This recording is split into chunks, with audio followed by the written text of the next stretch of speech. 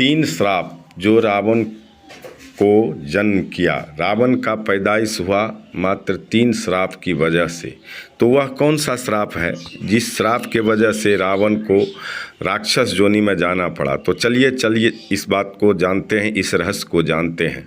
रावण जन्म का क्या है रहस्य? 3 श्राप बने जो रावण को राक्षस बनने पड़े।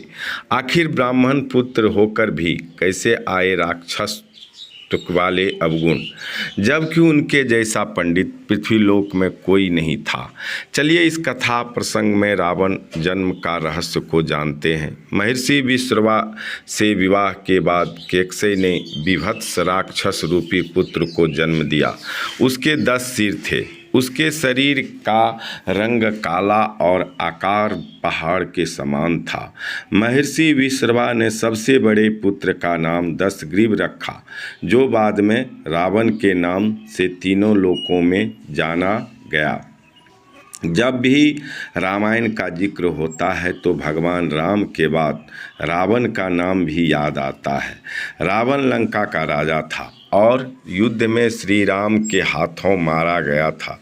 लंकापति रावण महाज्ञानी और बहुत बड़े पंडित थे। रावण के अंदर सत्व, रज और तम तीनों ही गुण विद्वान थे। उसमें तमोगुण सबसे ज़्यादा और सत्वगुण सबसे कम था। वाल्मीकि रामायण के अनुसार रावण पुलत्स मुनि के पुत्र महर्षि विश्रवा और राक्षसी कैकसी का पुत्र था। ऐसा माना जाता है कि रावण का जन्म 3 श्राप के कारण हुआ था। एक श्राप सनकादिक बाल ब्राह्मणों ने दिया था। इसी तरह से 2 अलग अलग श्राप का और भी जिक्र मिलता है। तो आइए सबसे पहले जानते हैं रावण के जन्म के पीछे का रहस्य और एक ब्राह्मण पुत्र होने के बाद भी इसमें राक्षसत्व वाले गुण कैसे आए। वाल्मीकि रामायण के अनुसार पौराणिक काल में माली, सोमाली और मलेवल नाम के 3 क्रूर दैत्य भाई थे। इन तीनों ने ब्रह्मा जी के घनघोर तपस्या की, जिस तपस्या से प्रसन्न होकर ब्रह्मा जी ने इन्हें बलशाली होने का वरदान दिया। वरदान मिलते ही तीनों स्वर्गलोक, पृथ्वीलोक और पाताल लोक में देवताओं सहित ऋषि मुनियों और मनुष्यों पर अत्याचार करने लगे।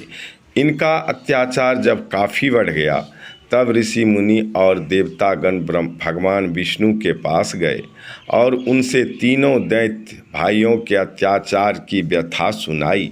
इस पर भगवान विष्णु ने कहा कि मैं इन दुष्ट राक्षसों का अवश्य विनाश करूंगा। उधर यह बात जब माली, सोमाली और मलेवन ने सुनी तो उन्होंने अपनी सेना को लेकर इंद्रलोक पर आक्रमण कर दिया। इस पर भगवान विष्णु इंद्रलोक आकर राक्षसों का नरसंहार करने लगे। भगवान विष्णु रक्ष क्षेत्र में आने के कुछ क्षण बाद ही सेनापति माली सहित बहुत से राक्षस मारे गए और शेष लंका की ओर भाग गए। उसके बाद शेष बचे हुए राक्षस सोमाली के नेतृत्व में लंका को त्याग कर पाताल में जा बसे। बहुत दिनों तक सोमाली और मलेवन अपने परिवार के साथ पाताल में ही छुपा रहा। एक दिन उसने सोचा कि हम राक्षसों को देवताओं के भय से यहाँ कितने दिनों तक छुप कर रहना पड़ेगा। ऐसे में कौन सा उपाय किया जाए जिससे देवताओं पर विजय प्राप्त की जाए। इसके दिमाग में ये बातें आई और देवताओं पर विजय पाने के लिए अपने लिए बेटी को बनाया मोहरा। तत्क्षण बाद उसे कुबेर का ध्यान आया।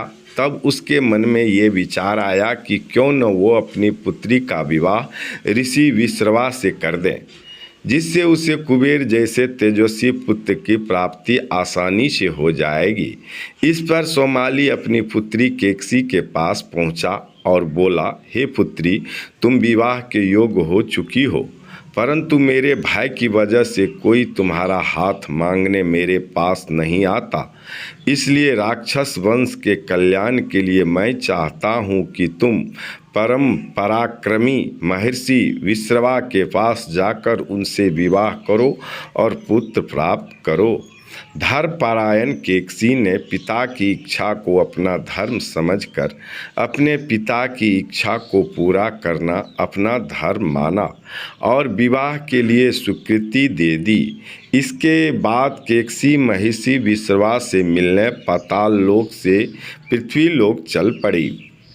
महर्षि विश्रवा के आश्रम तक आते आते केकसी को शाम हो चुकी थी। आश्रम पहुंचकर केकसी ने सबसे पहले महर्षि का चरण वंदन किया और फिर मन की इच्छा बतलाई। इस पर महर्षि विश्रवा ने कहा, हे भद्रे, मैं तेरी अभिलाषा पूर्ण कर दूंगा, किंतु तुम कुबेला में मेरे पास आई हो, अतः मेरे पुत्र क्रूर कर्म करने वाले होंगे। उन राक्षसों की सूरत भी भयानक होगी। देख लीजिए, समय ही कुबेला है, भयानक होगी। महर्षि विश्रवा के वचन सुन केकसी उनको प्रणाम कर बोली, आप जैसे ब्रह्मवादी दौर में ऐसे दुराचारी पुत्रों की उत्पत्ति नहीं चाहती, अतः आप मेरे ऊपर कृपा करें। तब महर्षि ने केकसी से कहा कि तुम्हारा तीसरा पुत्र मेरी तरह धर्मात्मा होगा। इस तरह केकसी को संतान प्राप्ति का रहस्य महर्षि विश्रवा जन्म से पहले बता दिया था। अब महर्षि विश्रवा के विवाह के पश्चात केकसी ने विभत्स राक्षस रूपी पुत्र को जन्म दिया, जिसके 10 सिर थे। उसके शरीर का रंग काला और आकार पहाड़ के समान था। इसलिए महर्षि विश्रवा ने केकसी के सबसे बड़े पुत्र का नाम दशग्रीव रखा, जो बाद में रावण के नाम से तीनों लोकों में जाना जाने लगा। उसके बाद केकसी के गर्भ से कुंभकर्ण का जन्म हुआ। उसके समान लंबा चौड़ा पृथ्वी पर दूसरा कोई प्राणी नहीं था। तदंतर बुरी सूरत के शूर्पणखा उत्पन्न हुई। उसके पीछे केकसी के सबसे छोटे पुत्र महाधर्मात्मा विभीषण ने जन्म लिया। आइए अब चलते हैं उन 3 श्राप की ओर जिस कारण रावण को राक्षस कुल में जन्म लेना पड़ा था। क्या था वह कुसंयोग? उससे पहले यदि आप इस चैनल को सब्सक्राइब करके अपने पवित्र हाथों से आशीर्वाद अभी तक नहीं दिए हैं तो कृपया करके आशीर्वाद जरूर प्रदान करें। चलिए जानते हैं वह 3 श्राप को। ऐसा माना जाता है कि रावण और उसका भाई कुंभकर्ण पूर्व जन्म में भगवान विष्णु के द्वारपाल जय और विजय थे। एक समय की बात है कि बाल ब्राह्मण वैकुंठ जाने के लिए प्रवेश द्वार पर पहुँचे, जहाँ जय विजय पहले से ही मौजूद थे। बाल ब्राह्मणों के अंदर जाने की मनसा जाहिर की तो जय विजय ने उन्हें जाने से रोक दिया। इसी से खुश बाल ब्राह्मणों ने दोनों को मृत्यु लोक में जन्म लेने का श्राप दे दिया। जब जय विजय ने इस श्राप से मुक्ति का मार्ग पूछा तो ब्राह्मणों ने भगवान विष्णु की ओर इशारा कर दिया। पहला श्राप ये हुआ। दूसरा सुनिए, दूसरा श्राप सुने। नारद मोह भी बना रावण जन्म का कारण। मान्यताओं के मुताबिक एक बार नारद मुनि को अहंकार हो गया कि वह माया को जीत चुके हैं। भगवान विष्णु उनके अहंकार को समझ गए। उन्होंने माया से एक नगर बनाया। नारद मुनि माया के प्रभाव में उस नगर में पहुँचे गए और वहाँ के राजा से मिले। राजा ने मुनि को अपने कन्या का हाथ दिखाया और विवाह योग्य वर के बारे में पूछा। कन्या को देखते ही नारद मुनि उस पर मोहित हो गए। नारद मुनि ने राजा से कहा कि कन्या का स्वयंवर रचाइए, योग्य वर मिल जाएगा। इतना कहकर नारद वैकुंठ पहुँचे और मन की बात बताई। उन्होंने कहा कि प्रभु, संसार में आपसे सुंदर कोई नहीं है, मुझे हरिमुख यानी आप अपना रूप दे दीजिए।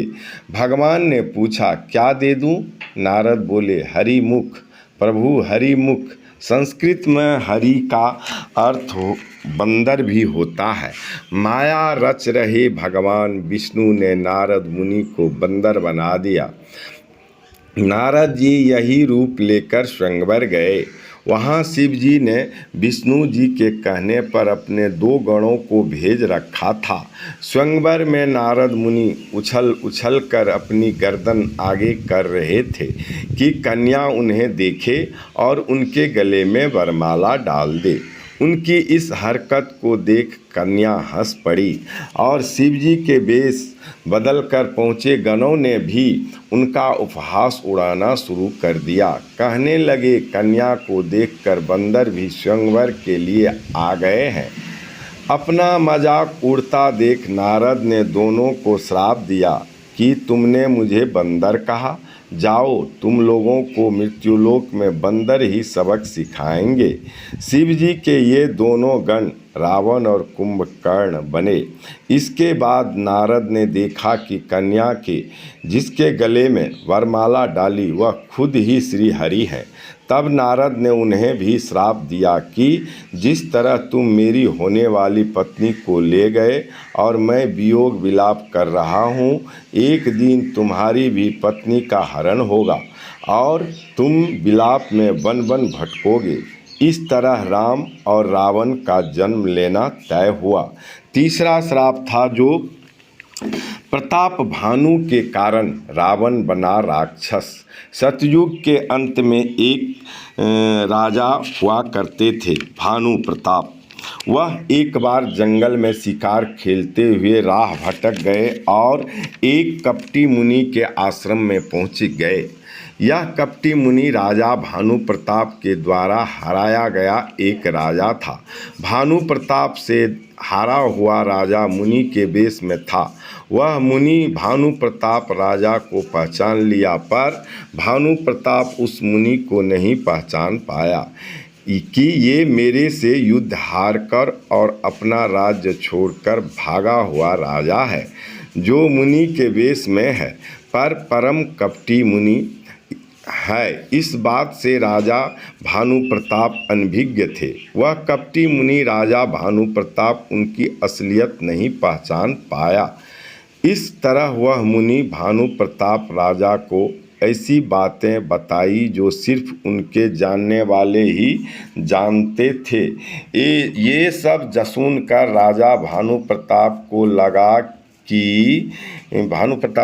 कि यह कोई सिद्ध पुरुष है। राजा ने उससे चक्रवर्ती होने का उपाय पूछा तो वह कपटी मुनि ने कहा कि 3 दिन बाद ब्राह्मणों को भोजन कराओ और उन्हें प्रसन्न कर लो। उनके आशीर्वाद से ही चक्रवर्ती बनोगे। शर्त यह भी रख दी कि उन सभी ब्राह्मणों का भोजन मैं खुद बनाऊंगा। 3 दिन बाद वह कपटी मुनि पहुंचा। राजा ने 1 लाख ब्राह्मणों को भोजन पर बुलाया था। जैसे ही भोजन में मांस मिला हुआ है, ये भोजन अभक्ष्य है कि आकाशवाणी हुई तो ब्राह्मणों ने भानु प्रताप से नाराज होकर उसे पर परिजन कुटुंब सगा संबंधी समेत राक्षस हो जाने का श्राप दे दिया। यही राजा भानु प्रताप रावण बना और उसका भाई कुंभकर्ण बना तथा प्रताप भानु का मंत्री वरु रुचि विभीषण बनकर जन्मा। विभीषण को सिर्फ राक्षस कुल में जन्म लेने का श्राप था, इसलिए वह राक्षस होकर भी धर्मपरायण था। रावण के जन्म का ये संपूर्ण रहस्य था। इस तरह 3 श्राप के कारण एक रावण का जन्म हुआ था, जबकि कर्तव्य परायण होकर भी रावण को यह सब भोगना पड़ा। इसलिए रावण सभी राक्षसों का भगवान श्री हरि के हाथों मरवा कर अंत में जाकर मरा। सभी का कल्याण करवा कर तब अंत में खुद का कल्याण करवाया, तो भी हम उसे भला बुरा कहते हैं। क्या ऐसा व्यक्ति है जो भगवान के हाथों आपका कल्याण करवा सके? आज के युग में नहीं है ना भाई। चलते चलते अंत में एक बार सब्सक्राइब करके चैनल को आशीर्वाद देना नहीं भूलेंगे। बोलिए सियावर रामचंद्र की जय, भक्त वत्सल भगवान की जय। जय श्री राम।